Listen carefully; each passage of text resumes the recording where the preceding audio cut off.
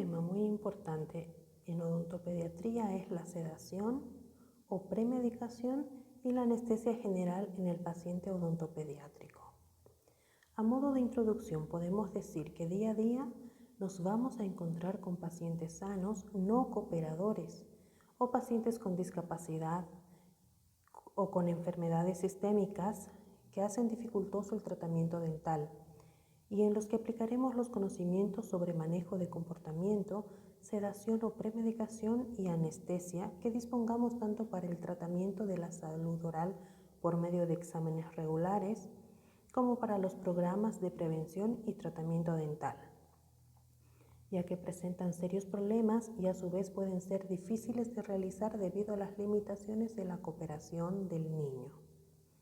Para entender mejor el tema, necesitamos conocer alguna definición de estos términos. Dolor es una sensación desagradable originada por estímulos nocivos y mediada por el sistema nervioso. Dolor agudo, mecanismo de advertencia de amenaza inminente. Dolor crónico, permanece durante largo tiempo, pueden ser meses y hasta años. Ansiedad, amenaza interna, sensación de que algo no está bien. Miedo, amenaza externa o que el paciente ve como peligro real. Analgesia, sin dolor. Analgesia local, cese temporal irreversible de los impulsos. Anestesia general, estado de la reducción de percepción del dolor de un paciente consciente. Sedación, nivel de depresión de la conciencia que puede variar de ligero a profundo. Sedación leve, es consciente y mantiene independiente la vía aérea y responde a las órdenes verbales. Reflejos protectores normales o poco alterados y posible amnesia. Sedación profunda, ligera depresión de los reflejos protectores. Anestesia general, estado controlado e inconsciencia con pérdida parcial o completa de los reflejos protectores e incapacidad de mantener independencia de la vía aérea o responder de forma expresa a órdenes verbales. Perfiles del paciente y manejo adecuado según el caso. En el consultorio vamos a encontrar varios perfiles en el paciente odontopediátrico. Los vamos a agrupar según las técnicas y vamos a ver qué técnicas podemos utilizar en tales perfiles. Por ejemplo, en un paciente que es cooperativo o es cooperativo tenso, tímido, en un paciente aprensivo o altamente aprensivo, en un paciente temeroso o ansioso, en un paciente terco o desafiante, utilizaremos las técnicas básicas de manejo y la sedación ligera. Pero en un paciente que es hiperemotivo, es impedido mental o físicamente o emocionalmente inmaduro, utilizaremos la sedación profunda o la anestesia general.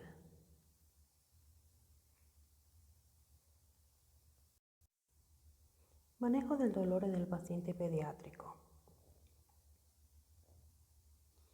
La Asociación Internacional para el Estudio del Dolor lo define como una experiencia sensitiva y emocional desagradable asociada a una lesión tisular presente o potencial, o que se describe en términos de dicha lesión, ¿sí? Esto es lo que un paciente pediátrico ve dentro del consultorio o tiene dentro del consultorio como ser el dolor. Y otro sentimiento es la ansiedad, que puede ser una emoción normal o un trastorno psiquiátrico dependiendo de su intensidad y de su repercusión sobre la actividad de la persona.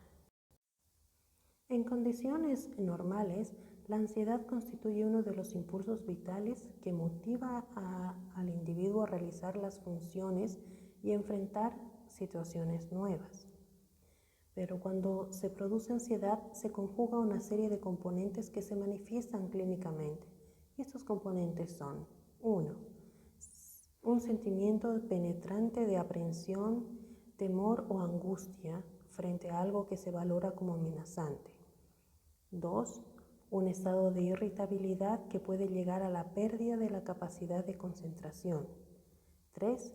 un conjunto de síntomas somáticos variables, como ser sudoración, palpitaciones, opresión precordial, fatiga, micciones frecuentes, cefalea, mialgias, insomnio y hasta molestias digestivas. El control del dolor es parte fundamental de una buena práctica odontológica y de una atención de alta calidad. La prevención y un buen manejo del dolor son prioridades cuando se trabaja con niños. Por lo tanto, al evaluar los signos vitales se debe considerar lo siguiente: si el niño tiene o no tiene dolor, la intensidad del dolor si es que lo tuviera, si la terapia analgésica es adecuada y cumple con lo que queremos lograr, si hay efectos colaterales de los medicamentos y si se requiere una terapia de rescate. La evaluación de la magnitud del dolor en pediatría no es fácil, especialmente en los niños más pequeños, y existen innumerables tablas y guías para realizarlo. Entre estas guías para menores de 5 años hemos adoptado la tabla que voy a mostrar a continuación, pero es importante notar que en los niños pequeños tenemos que tomar y observar muy atentamente la verbalización, la expresión facial, la respuesta motora, la postura, la actividad y el aspecto general. Entonces, en los menores de 5 años podemos puntuar con 1 a un niño feliz, juguetón, risueño; 2, con el número 2, a un niño calmado, dormido; un puntaje de 3, cuando hay dolor moderado, el niño llora, hace muecas, puede distraerse con juguetes, puede distraerse también con los padres, puede distraerse con la comida. Puntuación de 4, cuando hay dolor moderado, el niño llora, se distrae con dificultad, puede adoptar posición antiálgica, sí se lleva las manos al sitio del dolor. Y un puntaje de 5 cuando hay dolor severo. Va a haber un llanto inconsolable, el niño no se consuela con nada. Para los mayores de 5 años, la escala visual, se utiliza una escala visual utilizada también en adultos, como podemos ver. Tanto en la escala para menores de 5 años y para los más grandecitos,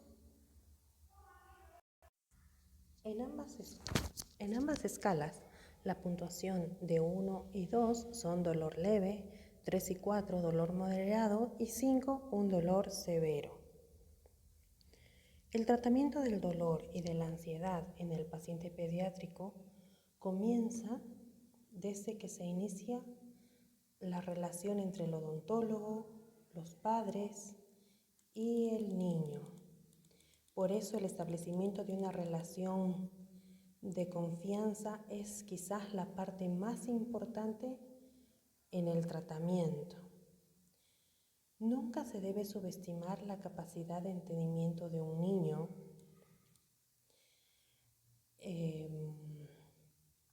Y por lo tanto no se le debe mentir. Esto es muy importante, ¿sí? Se debe tomar el tiempo necesario para explicar al paciente en qué consiste el procedimiento y cuáles son las sensaciones que van a experimentar durante la ejecución del mismo. Y se debe permitir la presencia de los padres durante algunos procedimientos menores o mientras se procede a la sedación farmacológica cuando éste sea necesario. Técnicas de manejo de conducta. El manejo del comportamiento del paciente odontopediátrico se fundamenta en el conductismo. El conductismo es una rama de la psicología que plantea que el comportamiento de una persona es modificable si se le alteran las circunstancias ambientales que la rodean y se basa en el control de sus emociones. Así que a continuación vamos a ver las principales técnicas del manejo del comportamiento dentro del consultorio. Y en primer lugar tenemos decir, mostrar y hacer. Consiste en permitir que el paciente conozca con atención los procedimientos que se le van a realizar para así disminuir su ansiedad. Se hace mediante una secuencia donde primero se le explica, obviamente en un lenguaje adecuado a su edad y a su desarrollo, qué es lo que se le va a hacer. Esto sería el decir. Luego se le hace una demostración, sería el mostrar, y por último se le realiza el tratamiento, sería el hacer. Y podemos realizarla en cualquier tipo de pacientes, pero es poco eficaz en pacientes de muy corta edad donde aún no se ha desarrollado la comunicación verbal. Otra técnica de manejo de conducta es el control de voz. Se trata de una modificación del tono y del volumen de la voz, así como la velocidad con que se hace para establecer una comunicación y autoridad con el paciente. Pero no debe confundirse con gritar al niño o enfadarse con él. Otra técnica de manejo de conducta es la comunicación no verbal, que consiste en la utilización de actitudes tales como cambio de expresión facial, postura o contacto físico para dirigir y modificar el comportamiento del paciente. Es especialmente útil en pacientes de temprana edad que aún no han desarrollado bien la comunicación verbal. El refuerzo positivo. Esta técnica busca reforzar un comportamiento deseado. Se trata de felicitar al niño cuando exhibe dicho comportamiento. Es importante hacerlo inmediatamente y repetirlo varias veces con el objetivo de condicionar positivamente la buena conducta. Refuerzo negativo. Pretende modificar un comportamiento no deseado mediante la expresión de rechazo. Al igual que la técnica de refuerzo positivo, debe hacerse inmediatamente y de manera repetida. Generalmente se utiliza en conjunción con el control de voz para expresar desaprobación. De igual forma puede hacerse condicionando algo que el paciente desea. Por ejemplo, si él desea que sus padres entren, entonces esa puede ser la condición para que mejore su comportamiento. El refuerzo negativo no debe confundirse nunca con castigos. Otra técnica de manejo de conducta se llama tiempo y fuera.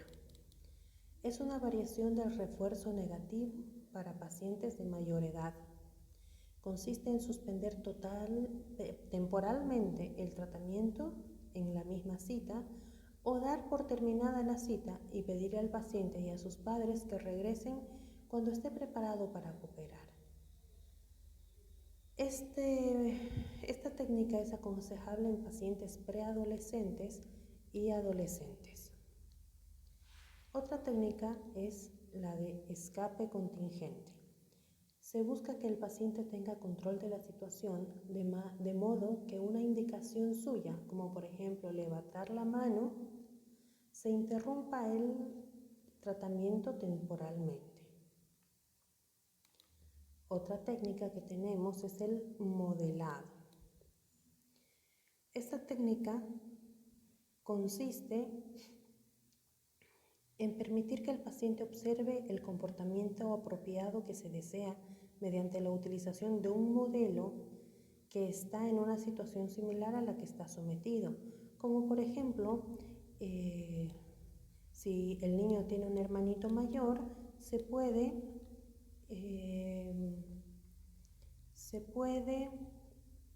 atender primero al hermano mayor para que el niño pequeño vea cómo debe comportarse dentro del consultorio, y cómo debe responder a nuestras órdenes, ¿sí? Otra técnica es la inmovilización. La inmovilización total o parcial del paciente es necesaria en ciertas situaciones con el fin de proteger la integridad física de nuestro paciente. Se busca hacer una restricción de no ejercer un exceso de fuerza que pueda lastimar. Puede hacerse directamente por el odontólogo, el personal auxiliar o los padres. Y también se pueden usar algunos dispositivos de restricción. También se puede inmovilizar la boca con el uso de un bloque de mordida o distintos tipos de abrebocas. Se recomienda obtener el consentimiento escrito y verbal, y mejor si es firmado, de los padres antes de utilizar esta técnica. Sedación. El objetivo de todo profesional que trabaja con un niño no es solo conseguir un tratamiento efectivo y eficiente, sino además una actitud positiva del niño encaminada hacia la conservación de la salud dental. Pueden hacerse necesarios fármacos sedantes que, asociados a los métodos habituales de acercamiento y comunicación, nos permitan lograr los objetivos establecidos, fomentar la educación, aliviar el miedo y la ansiedad y establecer una relación de confianza entre el dentista y el niño. Concepto de ansiedad. Concepto de sedación. Es un conjunto que va desde el estado despierto, pasando por sedación consciente, luego sedación profunda, hasta llegar finalmente a la anestesia general. Clasificación de la sedación. Según el objetivo tenemos sedación primaria, que es la disminución de la conciencia de un paciente que se busca como finalidad de una intervención terapéutica. Y la sedación secundaria o somnolencia es la disminución de la conciencia de un paciente como efecto colateral de un fármaco administrado en el curso del tratamiento de un síntoma. Según la temporalidad, tenemos la sedación intermitente, es aquella que permite periodos de alerta del paciente. Y la sedación continua es aquella que mantiene la disminución del nivel de conciencia del paciente de forma permanente. Según la intensidad, tenemos sedación consciente, aquella que permite la comunicación del paciente con las personas que le están atendiendo, y sedación profunda, la que mantiene al paciente en estado de inconsciencia. Según la vía de administración tenemos inhalatoria, intravenosa, intramuscular, oral, rectal y nasal. Sedación consciente. Objetivos. Los objetivos de la sedación consciente es reducir o aliviar la ansiedad del paciente, así como hacer que se sienta seguro y confortable para poder realizarle un buen tratamiento dental. Otro objetivo, reducir los movimientos y reacciones adversas durante el tratamiento. Aumentar la cooperación del paciente. Incrementar su tolerancia durante los tratamientos largos. Ayudar en el tratamiento de los pacientes comprometidos física y psíquicamente. Y cuando hablamos de sedación consciente, nos vamos a referir a la sedación ligera por vía oral, a la sedación con óxido nitroso por vía inhalatoria y a la sedación profunda administrada por vía rectal, nasal o intramuscular. Sedación consciente ligera. Será la idónea para aquellos niños en los que el miedo y la ansiedad puedan disminuir su capacidad de comunicación.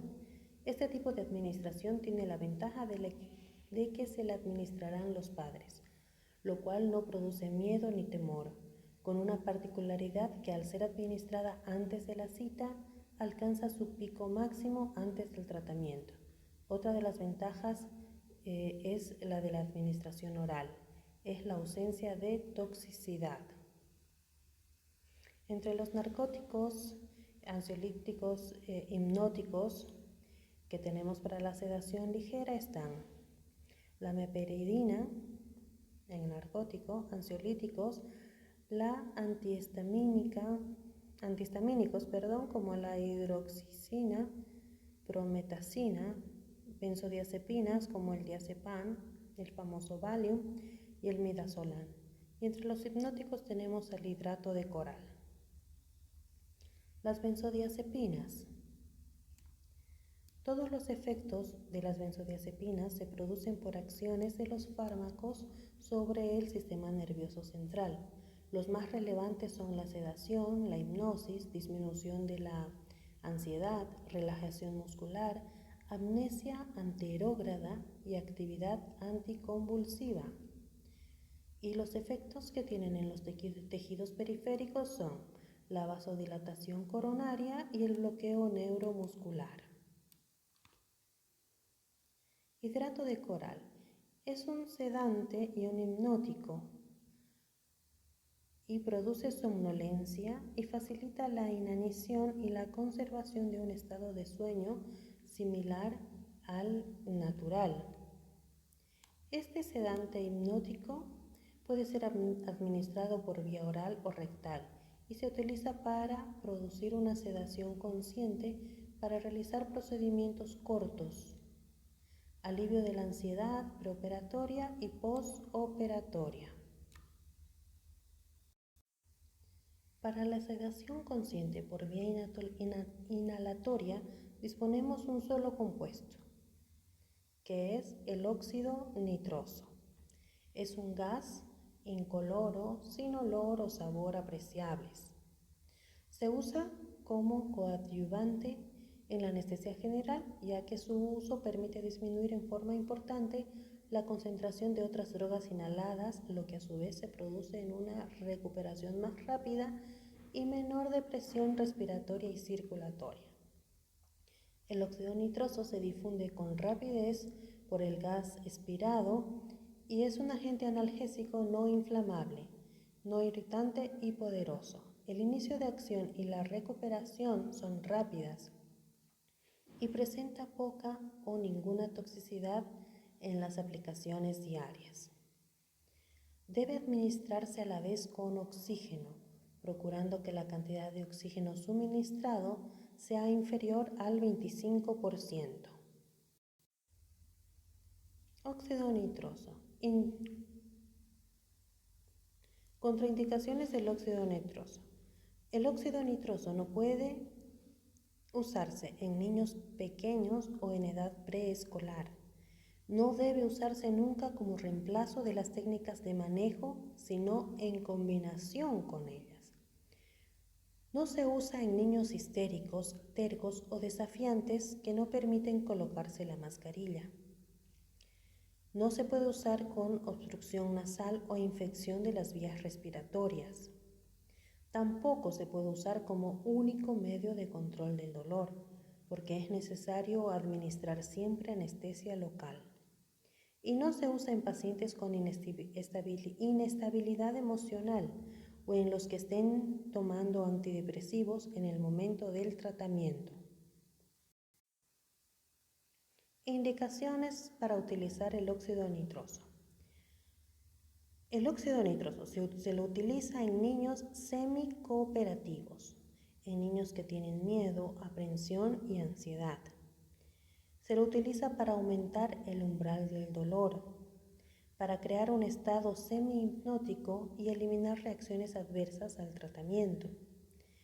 Se lo utiliza en pacientes disminuidos físico o mentales, en citas excesivamente largas, tratamientos largos, y en comedicación con otros fármacos como la hidroxina, diazepam o ketamina, y en niños en edad escolar. Sedación consciente. Sedación profunda. La sedación profunda será elegida en niños que requieren tratamientos largos o presentan escasa o nula cooperación. Las vías de administración más comúnmente usadas son la rectal, la nasal y la intramuscular. Y a continuación en el cuadro podemos ver algunos hipnóticos, narcóticos y agentes disociativos y la vía de administración para la sedación profunda. Entre los hipnóticos o las benzodiazepinas tenemos al diazepam y al midazolam, que puede ser administrada por vía rectal o intranasal, Entre los narcóticos tenemos al tramadol o la meperidina por vía intramuscular, y en los agentes disociativos tenemos a la ketamina, que también se administra por vía intramuscular. Antes del procedimiento, lo que se debe hacer, y esto es muy importante, es un consentimiento informado y también firmado por los padres. Antes del procedimiento debe haber un ayuno de por lo menos 4 horas si es un niño pequeño o 8 horas si es que ya es un niño preadolescente, grande. Se debe suspender la leche y todos los sólidos. Este acceso venoso, y debe haber monitorización adecuada para cada procedimiento. Anestesia general. La anestesia general es el estado de inconsciencia reversible producido por el suministro de gases y agentes anestésicos. Se acompaña con la pérdida de dolor y se produce un estado de inconsciencia controlado con la pérdida de reflejos de protección, incluyendo la capacidad de mantener una vía aérea independiente y la capacidad de responder a estímulos físicos verbales. Clasificación de los estados de anestesia general. Plano 1. Amnesia, inducción de la anestesia y pérdida de conciencia. No se modifica el umbral del dolor. Plano 2. Delirio y excitación. Plano 3. Anestesia quirúrgica. No hay respuesta al estímulo doloroso, no hay reflejos somáticos ni respuesta del sistema autónomo. Es el plano indicado para que podamos proceder con nuestra intervención quirúrgica. Plano 4. Profundidad. Se produce por sobredosificación y hay apnea e hipotensión arterial. No se debe llevar hasta este plano al paciente, ¿sí? Si se presenta, debe finalizarse inmediatamente la anestesia. Indicaciones de la anestesia general. Está indicada cuando hay necesidad de tratamiento extenso, en circunstancias donde se espera o se encuentre resistencia a los procedimientos de manejo convencional, incluyendo restricción y premedicación. Se utiliza la anestesia general cuando el estado neurológico o médico y la tolerancia del niño no permiten un tratamiento seguro en el consultorio. Está también indicado en quien sufre limitación de movimiento mandibular, niños con compromiso sistémico que necesiten tratamiento extenso, alergia a la anestesia local, pacientes con trauma o infección orofacial, pacientes con grandes traumatismos orofaciales o con fracturas maxilares. Y está contraindicada en pacientes sanos que responden a las técnicas de manejo, aun cuando requieran un tratamiento extenso. Y contraindicado también cuando el profesional, y esto es muy importante, cuando el profesional no tiene conocimiento, no tiene el equipo adecuado y la infraestructura necesaria para dar al paciente un tratamiento seguro y eficiente. La inducción debe lograrse por vía oral, rectal, transdérmica, muscular, venosa e intravenosa. Y los anestésicos más utilizados en la inducción por gravedad son el óxido nitroso, el alotano, el eflurano y el sevoflurano. Acá en la foto podemos apreciar el equipamiento de un quirófano odontológico, obviamente, donde existe una camilla articulada junto a una unidad móvil de cirugía oral, rayos X, intraorales y negatoscopio, una unidad de monitorización anestésica, aspiración quirúrgica y lámpara con una cámara de video incorporada. Conclusión. Como conclusión podemos decir que actualmente no se concibe que un ser humano sufra innecesariamente dolor o experimente temor y ansiedad ante un procedimiento odontológico o diagnóstico que con los métodos de analgesia y anestesia y sedación que tenemos en la actualidad pueden llevarse a cabo en entornos seguros que no necesariamente son un hospital o un quirófano. La técnica de anestesia general se considera como un último recurso cuando los intentos de sedación u otros métodos no han sido exitosos o se consideran inapropiados.